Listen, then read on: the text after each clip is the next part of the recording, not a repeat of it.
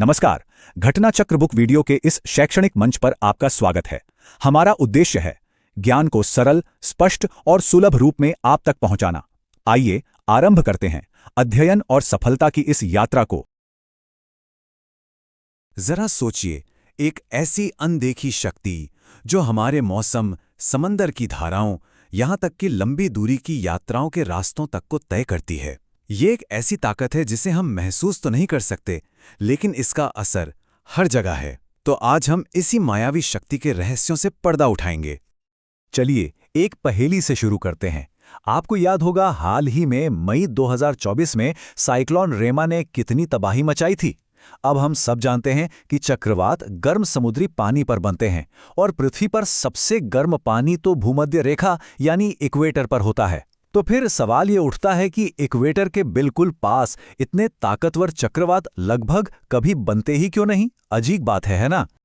हमारी आज की इस पड़ताल का पहला पड़ाव इसी भूमध्यरेखीय रहस्य को सुलझाना है। हम ये पता लगाएंगे कि तूफानों के लिए सबसे अच्छी परिस्थितियां होने के बावजूद आखिर ये भूमध्य रेखा एक तरह का सेफ जोन क्यों बनी हुई है। जरा इस चार्ट को देखिए। ये साफ साफ दिखा रहा है कि ज्यादातर चक्रवात 5 से 20 डिग्री लैटिट्यूड के बीच यानी इस डेंजर जोन में बनते हैं।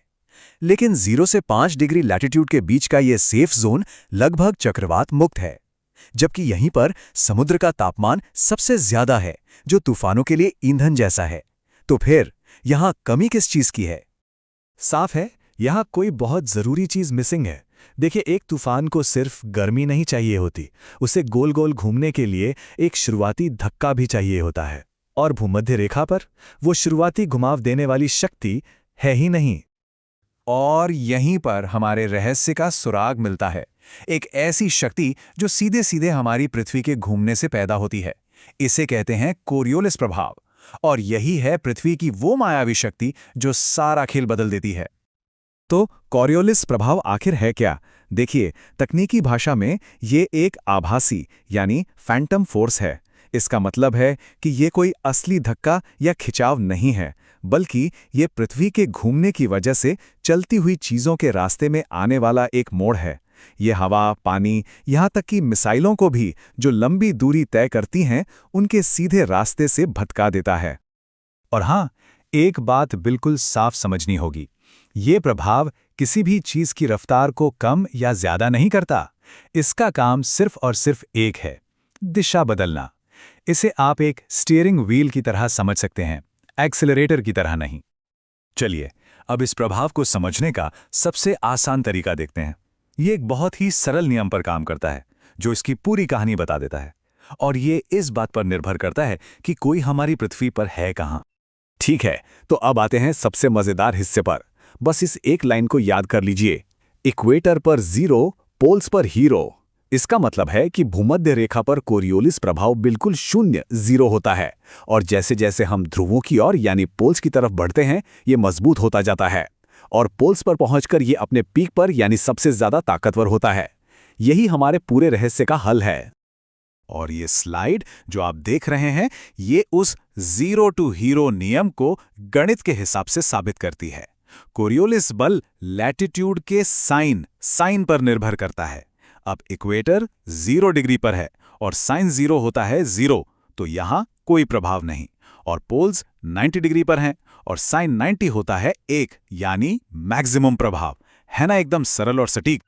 लेकिन रुकिए, बात सिर्फ ताकत की नहीं है, दिशा की भी है। ये प्रभाव दोनों हेमिस्फीयर में एक शीशे की तरह बिल्कुल उल्टा काम करता है।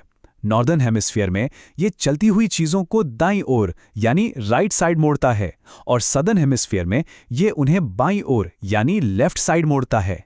यही वजह है कि दोनों हेमिस्फीयर में चक्रवातों के घूमने की दिशा भी उल्टी होती है। चलिए, अब आगे बढ़ते हैं और देखते हैं कि ये जो हमने सीखा है, ये असल दुनिया में कैसे काम आता है। क्योंकि ये कहानी सिर्फ चक्रवातों तक ही सीमित नहीं है। ये प्रभाव हमारे ग्रह के कई सिस्टम्स को कंट्रोल करता है। और इसी के साथ हमारी शुरुआती पहेली सुलझ गई। भूमध्य रेखा पर चक्रवात क्यों नहीं बनते? क्योंकि वहां कोरियोलिस प्रभाव 0 है। हवा को वो शुरुआती घुमाव, वो स्पिन मिल ही नहीं पाता जो एक विशाल तूफान को जन्म दे सके। गर्मी चाहे कितनी भी ज्यादा क्यों ना हो, बिना घुमाव के कुछ नहीं हो सकता।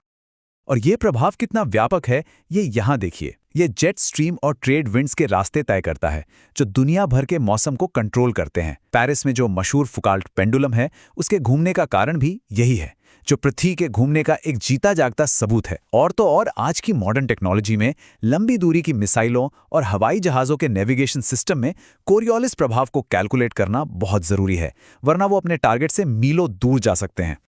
तो अगली बार जब कोई मौसम का पूर्वानुमान देखे या किसी घूमते हुए तूफान की तस्वीर देखे, तो उस अनदेखी शक्ति को जरूर याद रखें जो ये सब मुमकिन बनाती है।